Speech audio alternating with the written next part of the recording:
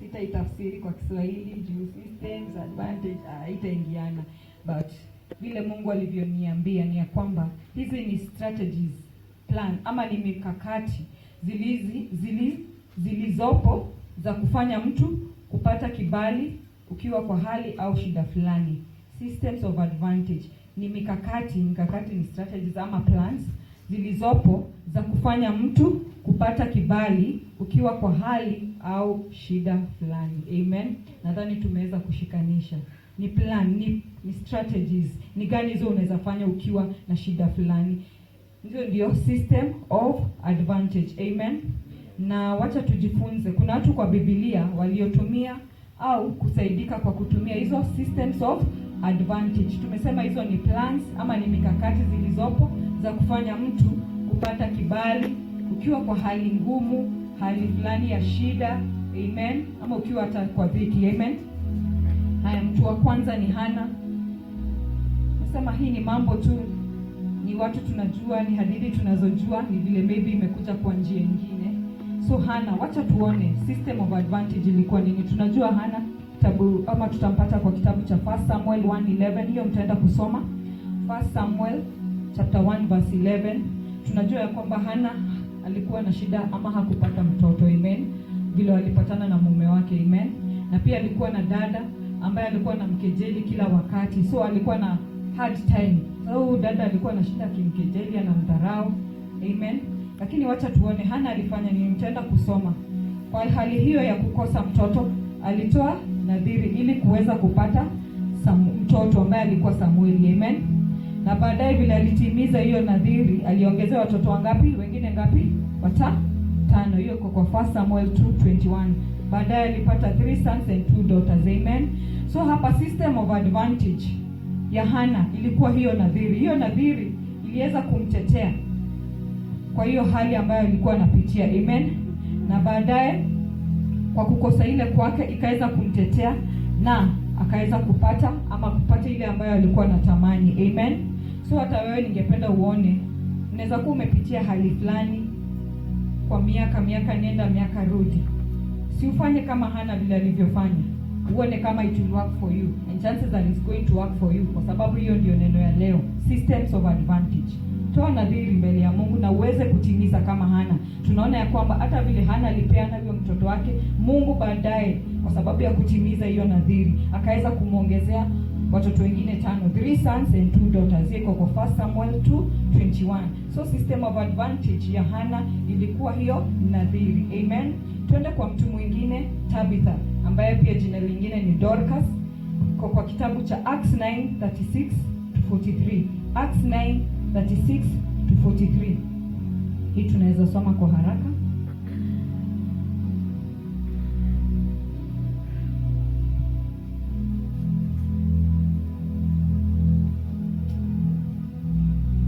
Acts 9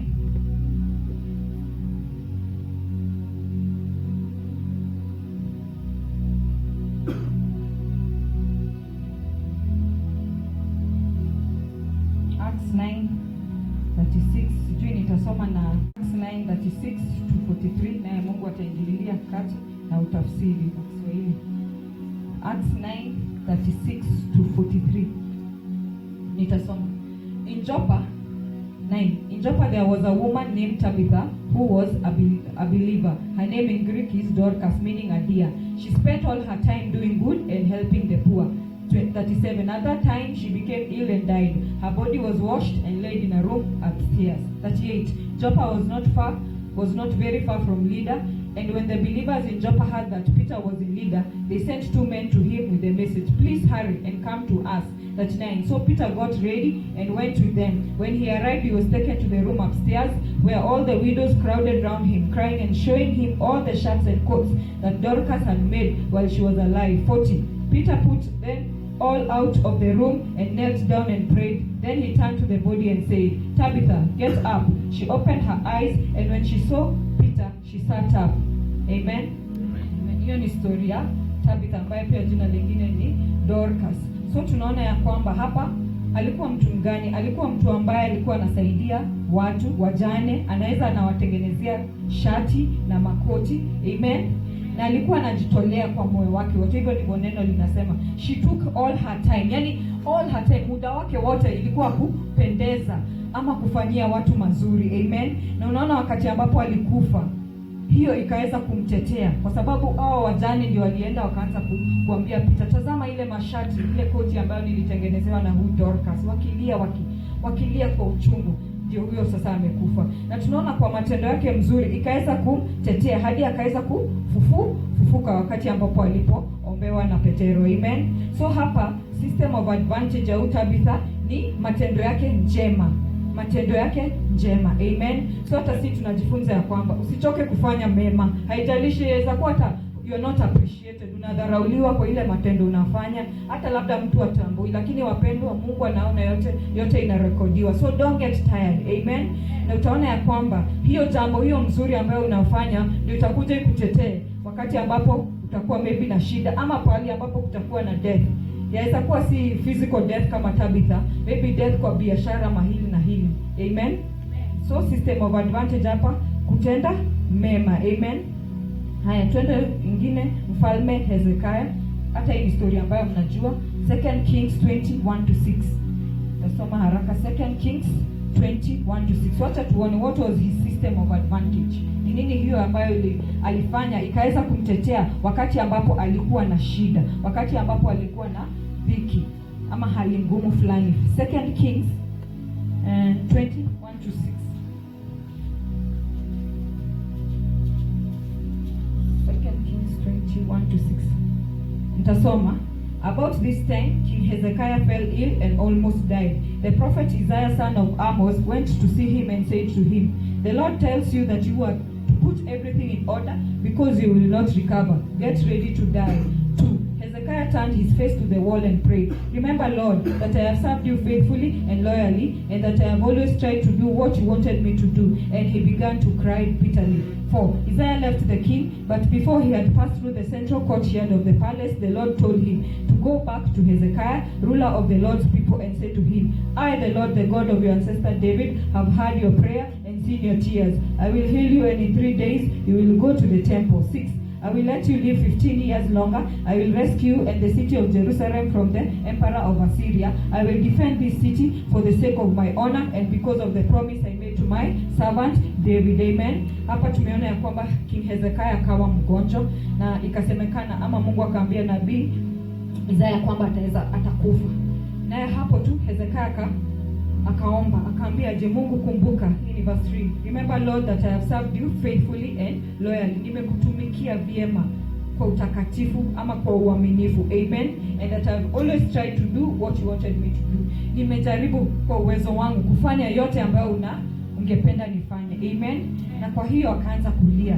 Na hapo verse 4, Mungu akaweza kumnenea Isaiah, akamwambia kabla hata hajaenda mbali, akamwambia, "Rudi uende uambie Hezekiah kwamba atapona na nitamuongezea miaka ingine 15 na pia nitakomboa wana Israeli." Amen. So that was his system of advantage, ya kwamba Hezekiah alikuwa mtu ambaye alikuwa mwaminifu, alikuwa anatumikia Mungu loyally, na apart from that alikuwa anajaribu kufanya yote ambayo angeweza ili kuweza kupendeza Mungu. So that was his system of advantage. So hata wewe mpendwa, tukue ama wapendwa, sote tukue kama Hezekiah. Amen. Tufanye kazi ya Mungu faithfully, loyally, bila kuchoka. Amen. Na kujaribu kwa uwezo wetu kuweza kumpendeza Mungu, hata kufuata hizi sheria. Amen. Na hiyo Mungu ataweza kukumbuka wakati ambapo tutakuwa kwa shida fulani kama mfalme Hezekiah. Tuende kwa mtu mwingine, Esau and Jacob. Esau and Jacob, that is Genesis 25:27-28. Genesis 25:27-28. Wacha tuone what was his system of advantage. Na emphasis yangu ama nitasisitiza kwa Esau, though hata Jacob nitamention. Genesis 25:27-28. Wacha tuone huyu alikuwa aje huyo Esau. Nimefika hapo, cha nisome. "The boys grew up and Esau became a skilled hunter, a man who loved the outdoor life, but Jacob was a quiet man who stayed at home." 28.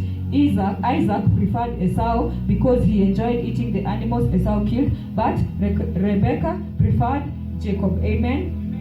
Sasa hapa tuko kwa story ya Esau Jacob na baba yao ambaye alikuwa anaitwa Isaac. Amen. Tunaona ya kwamba Esau alikuwa mtu mgani? Alikuwa skilled hunter, alikuwa mwindaji. Amen.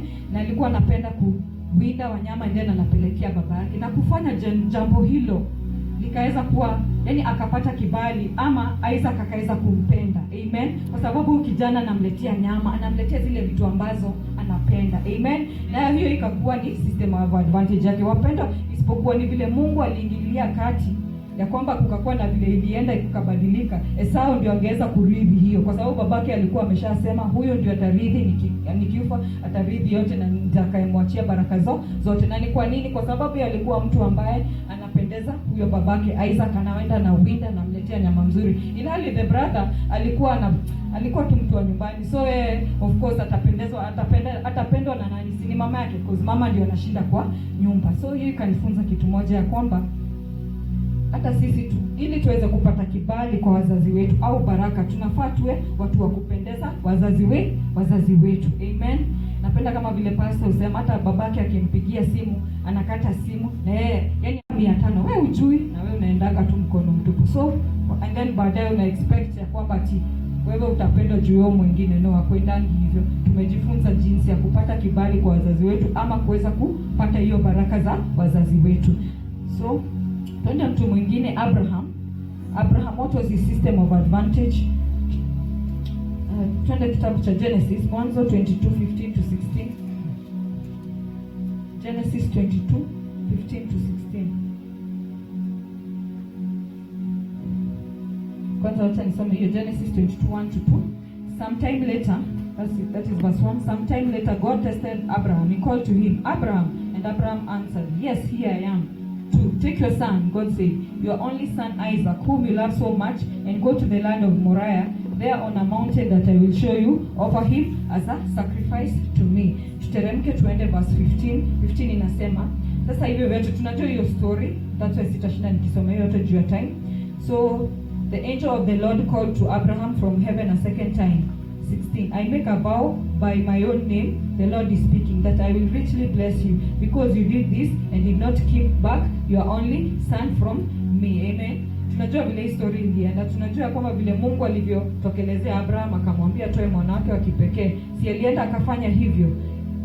Si alienda akafanya hivyo. Na hapa 15 ndio inasema ya kwamba, ama 16, Mungu anamwambia through the angel, I make a vow by my own name that the Lord that I will richly bless you, because you did this and did not keep back your only son from me. Wacha tusome 17. I promise that I will give you as many descendants as there are stars in the sky or grains of sand along the seashore. Your descendants will conquer their enemies. 18. All the nations will ask me to bless them as I have blessed your descendants, all because you obeyed my command. Amen.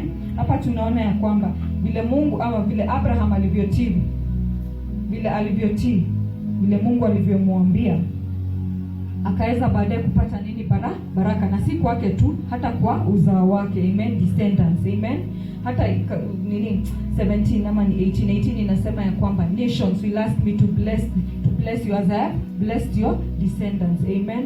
So system of advantage ya Abraham hapa tunaweza jifunza ni kuwa mtiifu kwa vile ambavyo Mungu anavyokuambia. Kuna times Mungu anaambia mtu atoe sadaka ya uchungu, na ukiangalia it makes sense. Hata unapingana nayo, unasema huyu ni shetani nini. But for real, kama uko sure ni Mungu amekunenea, wapenda tukue kama Abrahamu. Juu Mungu hawezi kuwa tu anasema tu hivyo ni kama haelewi, ama ni kama kukutesa, bali inakuwa ni kama test kama Abraham. Amen. Na unaona ukiweza kutimiza hiyo, utaweza pia kupata hiyo baraka ambayo Mungu ameweza kukuandalia ukiweza kupita hiyo mtihani. Amen. Amen. So tujifunze tuwe kama Abrahamu. That was his system of advantage. Aliweza kutii hivyo ambavyo alivyoambiwa na Mungu regarding hiyo sadaka ya uchungu. Amen. So hata sisi ukiambiwa utoe hii, James, ukiambiwa utoe nguo zako upeleka kanisani, mali yako yote, usibishane. Ukijua for real ni Mungu, usibishane. Amen. Hujui ni nini Mungu amekuletea, ama ukipita hiyo mtihani hujui ni nini ambayo atakupatia, na chances za itakuwa kitu kubwa. Amen. Twende mtu mwingine, Elisha, that is 1 Kings 19, 2 Kings 2. Here tutasoma, hii ni mrefu sana. 1 Kings 19, 2 Kings 2. Elisha. Hiyo story ya Elisha tunaijua, na tunajua Elisha aliweza kupewa upako mara 2 na nabii Elijah. Amen. Kwa nini? Kwa sababu ya utumishi wake, service yake njema kwa Elijah. Na tunajua kwamba upako una gharama. Sana sana tunataka tu anointing pastor tuwekelee mkono, tutapi anointing. Wacha ni rub koti yako ama mikono yangu kwa mavazi yako ili niweze kuchukua hiyo anointing. Hata siku kuomba ni kuchukua. Hakuendangi hivyo. Upako uko na gharama. Amen. Tunaona hapa ya kwamba Elisha, hiyo utumishi wake njema kwa Elijah ndio ilifanya nini? Akaweza kupata upako mara 2 ya nabii Elijah. Na tunaona ya kwamba kulikosekana mtu ambaye anaweza rithi upako huo wa Elisha, na ndiposa aliaga nayo. Na ni kwa nini? Kwa sababu ilikuwa watu kama Gehazi hawakuwa waaminifu. Wanaambiwa na Elisha, msiende, usichukue hizo nguo. Tunaona Gehazi kinyuma nyuma anaenda anachukua nguo. Amen. Na pia tunaona ya kwamba huyo Elisha pia alikuwa na manabii wengine ambao alikuwa anaangalia. Kama tunakumbuka pale ambapo alienda kujenga nyumba fulani, then this axe fell. Si hao walikuwa manabii, si ndio? Ndio huyo mwenye hiyo axe yenye ilikuwa imeanguka akaenda akaita Elisha akamwambia, hey, this axe nilikuwa nimeomba, tafadhali kuna venye naweza ipata nini? Then Elisha akafanya vile alifanya, that miracle, na axe ikaweza kupatikana. Hao wote wenye walikuwa wanajenga hiyo nyumba ni manabii, lakini how comes hawakuweza kurithi hiyo anointing ya Elisha, hiyo double portion yenye aliyopata? Kwa sababu hawakuwa waaminifu. Amen. Hawakuwa waaminifu. So the system of advantage ya Elisha kuweza kupata hiyo double portion, na hii ni kwa wenye wako na upako, wenye wanataka ministry, wenye wanataka neema fulani, ama wanataka gifts of the Holy Spirit. Amen. Wenye wako na mwito, wenye wako na huduma, mkuwe makini, mjue kwamba this system of advantage ama yenye itafanya wewe upewe na wengine wasipewe ni kwa utumishi wako njema. Amen. Na kuweza kufanya vile ambavyo tunavyoambiwa na kuelekezwa na our pastors. Amen. Amen. So hiyo Elisha alikuwa mtiifu na hakurudi nyuma. Hata vile alivyoitwa, alitoa dhabihu ya ng'ombe zile ambazo alikuwa analisha, na hakurudi nyuma, na alikuwa anaenenda na njia zote ambazo alikuwa anaelekezwa na nabii Elijah. Ndiposa alipata upako wake mara 2. Amen. So chances are Elijah pia si ni binadamu. Amen. Labda alikuwa nakasirika, labda alikuwa na udhaifu, lakini yote hakujali. Yeye alikuwa tu anatii. Labda alikuwa nakemewa, labda hata alikuwa anafanywa mabaya, but anavumilia hiyo yote. Na through that akaweza kupata kibali machoni mwa Elijah, na baadaye akapata hiyo double portion. So kwa wenye wako na hiyo huduma ama mwito ambayo tuko under Pastor Florence, Pastor Joseph, tuweze kulearn from Elisha. Tutumie hiyo kama system yetu ya advantage, or we learn from Elisha. Amen. Tuwe watiifu, tuweze kusikia vile ambavyo wanavyotuambia. Amen. Watu wengine ni Joseph, Nehemiah, Daniel, Mordekai. Joseph, Yusufu, Nehemiah, Daniel na Mordekai. What was their system of advantage? They have one thing in common. Hao watu wote wenye nimesoma, they had high positions in the government of the land because of God's favor. Amen. Hao watu walikuwa magavana, walikuwa deputy president, second in command. Hao wote endeni mkasome. Hiyo ni homework yenu, mwende mtafute pale mtapao wapata. So they had high positions in the government of the land because of God's favor. Na kibali hii walikuwa wamepewa na Mungu kwa sababu ya uaminifu wao na utumishi njema kwa Mungu na wenzao, na pia kwa kuogopa na kuheshimu Mungu. Wacha niende polepole. What was their system of advantage? Hawa watu ukitazama maisha yao, there is some resemblance. Kuna pale ambapo wanafanana. Amen. Walikuwa waaminifu. Utumishi wao ulikuwa njema kwa Mungu na pia kwa wenzao. Amen. Na pia walikuwa naogopa na kuheshimu Mungu. Amen. Amen. So that was their system of advantage. Tunaona ya kwamba kama ni Daniel, he was third in power huko Babylon. Na Babylon ilikuwa mji mkubwa sana. Amen. Naye Nehemia alikuwa governor. Mordekai, he was second in rank only to king. Amen. Naye Joseph alikuwa second to king, ni kama vice president. So hawa watu kitazama maisha yao, ukienda ukisoma stories zao, utasoma juu ya masaa, but generally hivyo ndivyo walikuwa wanafanya. Walikuwa watu ambao walikuwa waaminifu na utumishi wao ulikuwa njema kwa Mungu na kwa wenzao, na pia walikuwa na ogopa Mungu na kuheshimu Mungu. So mambo ya kukimbililia hizi viti MCA nini na nini, yote inatokana kwa nani? Kwa Mungu. Haijalishi wengine wanaendaga huku chini chini, wanaenda kwa madhabahu zingine za kishetani. Hiyo yote haijalishi. Mungu ndio mwenye anapeana, na tumejua siri. Siri ni gani? Siri si kuhongana na nikuje niwapatie susu. Siri nifanye kama hao watu ambao tumesoma ya kwamba unakuwa mwaminifu, unakuwa na utumishi njema kwa Mungu na pia kwa watu, na unaweza kuogopa na kuheshimu Mungu. Ndiposa anakupatia hiyo kibali. Amen. Unapata those high positions. Amen. So that was the system of advantage. 8, mwanamke Mshunami. Mwanamke Mshunami. Story yake iko kwa 2 Kings 4, 8 to 17, lakini sidhani nitasoma hii. 2 Kings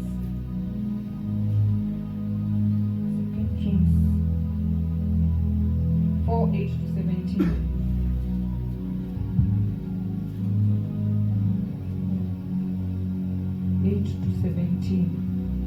Tunajua hii story vile kulienda. Mwanamke Mshunami. Huyu mwanamke alikuwa tajiri. Amen. Naye alifanya nini? Wacha nisome 8 to hadi 10. One day Elisha went to Shunem, where a rich woman lived. She invited him to a meal, and from there on, every time he went to Shunem, he would have his meals at her house. She said to her husband, I am sure that this man who comes here so often is a holy man. 10. Let's build a small room on the roof, put a bed, a table, a chair, and a lamp in it, and he can stay there whenever he visits us. So mwanamke Mshunami, unaona vile ambavyo alivyo treat Elisha. Amen. Hadi akamjengea kanyumba kadogo, akampatia nini? Kitanda, meza. Amen. Hadi iko na lamp, na alikuwa anamlisha. Ati kila wakati Elisha akipitia Shunem anaenda analala hapo. Amen. Na hapo tu ndipo wacha nisome. One day Elisha returned to Shunem and went up to his room to rest. 12. He told his servant Gehazi to go and call the woman. When she came, he said to Gehazi, ask her what I can do for her in return for all the trouble she has had in providing for our needs. Maybe she would like me to go to the king or the army commander and put in a good word for her. I have all I need here among my own people, she answered.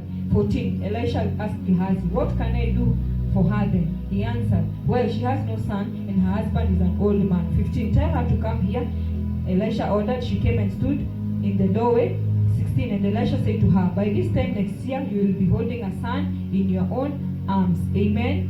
Amen. So unaona hiyo uzuri yenye huyu mwanamke Mshunami alifanyia Elisha, ikafanya ya kwamba hata ile ombi ama ile hitaji tuseme ambayo alikuwa ama yenye Mungu alikuwa amembariki na ikaweza kupatikana. Yenyewe alikuwa tajiri lakini hakuwa na mtoto. Amen. Lakini kwa hiyo uzuri wake, hiyo uzuri aliyofanyia Elisha, ikafanya ya kwamba aweze kupata mtoto. Amen. So hata sisi tunaweza jifunza kwa Mshunami ya kwamba tuweze kutendea watumishi wetu vizuri, si kuwaona tunawadharau. Amen.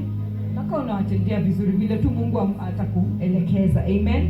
Tuwe kama mwanamke Mshunami, na ya kwamba ile jambo ama ile hitaji ama ile kitu tungetaka sana kwa maisha yetu na tuione iweze kutimia kwa baraka ya huyo mtumishi. Amen.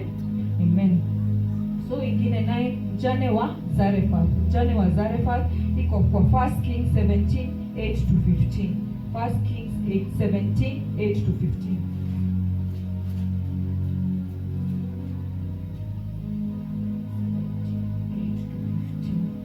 Hata historia tunaijua, na huyu mjane ama Elisha akaambiwa kwamba aende Zarephath. Amen. Na vile alienda huko akapatana na huyu mjane akichukua kuni. Akamwambia nisaidie maji. Naye huyu mjane akamwambia mimi ile kitu niko na tu kaunga kadogo, a handful of flour na drop ya mafuta, tukule hii, tupike, mimi na mtoto wangu tukufe. Lakini Elijah akamwambia wewe enda pika hiyo na uniletee. Na hapo sita alienda akapika na akampatia. Na vile alimpatia, acha nisome hii. Naye Mungu akasema aje, that is verse 14 of 1 Kings 17:14. For this is what the Lord, the God of Israel says, the bowl will not run out of flour, or the jar run out of oil before the day that I, the Lord, sent rain. Amen. Tunaona kwa vile alivyojitolea hako kadogo ambaye alikuwa na actually ilikuwa ya mwisho, kukapatikana wingi ama abundance ama multiplication. Amen.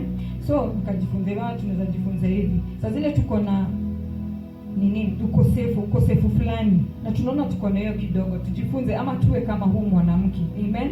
Tuweze kuwa wa kupeana, kupatia watumishi wetu. Usione kwa mfano uko na pesa kidogo unaona mimi sitasaidia hii, sitafanya hii, sitasaidia kanisa ama sitafanya jambo hili na lingine juu hiyo kidogo. Haijalishi, kwa hiyo ukosefu wako na kwa hiyo kujitoa kwako, Mungu ataingililia kati na utaona utapata hiyo abundance ama wingi ama multiplication. Amen. Hadi uone ya kwamba you are not in lack. Amen. Umetoka kwa hiyo hali ya ukosefu. So tunaweza jifunza hiyo, na hiyo ndio ikawa kama system of advantage ya huyu mwanamke. Hakushikilia hiyo kidogo, aliweza kuipatiana despite of the fact that alikuwa na ukosefu, hakuwa nayo. Actually it was the last.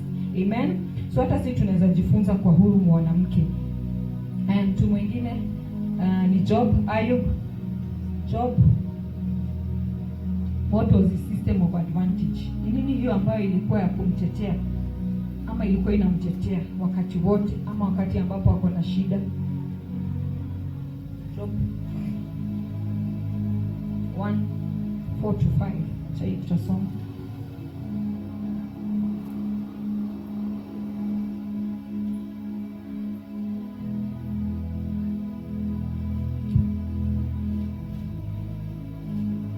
Job 1:4-5. Umefika hapo? Haya. Wacha nikasome. 4. Job's sons used to take it in turns to give a feast to which all the others will come, and they always invited their 3 sisters to join them. 5. The morning after each feast, Job will get up early and offer sacrifices for each of his children in order to purify them. He always did this because he thought that one of them might have sinned by insulting God unintentionally. Wacha tusome 6. When the day came for the heavenly beings to appear before the Lord, Satan was there among them. The Lord asked him, "What have you been doing?" Satan answered, "I have been walking here and there, roaming around the earth." 8. Did you notice my servant Job? The Lord asked. There is no one on earth as faithful and good as he is. He worships me and is careful not to do anything. Satan replied, "Will Job worship you if you got nothing out of it? You have always protected him and his family and everything he owns. You bless everything he does, and you have given him enough cattle to fill the whole country. But now, suppose you take away everything he has, he will cast you to the face." Yangu nataka ifike 10 kwa sababu ya mada ya leo, system of advantage. System of advantage ya Job ilikuwa ya kwamba alikuwa mtu wa kutoa sacrifices. Amen. Anatolea kila kitu sacrifices, anatolea mifugo wake, anatolea watoto wake, anatolea jamii yake. Amen. Hadi inafika pahali shetani anaambia Mungu ya kwamba huyu mtu si umembariki, umempatia ile kitu chote ambacho ako nacho, hadi ako na ng'ombe mingi ambayo inaweza jaa the whole country. Na hiyo yote ni kwa nini? Kwa sababu Job alikuwa na hiyo mtindo wa kutoa sacrifices.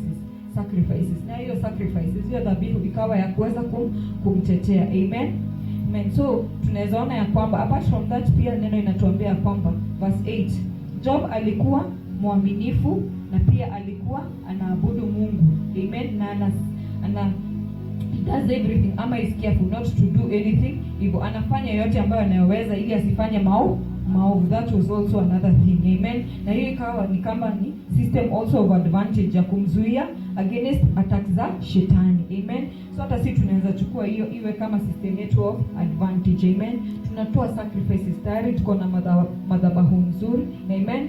Kuja tunatolea watoto wetu sacrifice, mifugo, everything that we have. Na tunaona ya kwamba hata shetani hapenyi kwa pesa yetu, hapenyi hata kuattack mifugo, kuattack chochote ambacho tumepanda. Amen. Na pia tunakuwa waaminifu. So hiyo tunaweza soma. That was the system of advantage.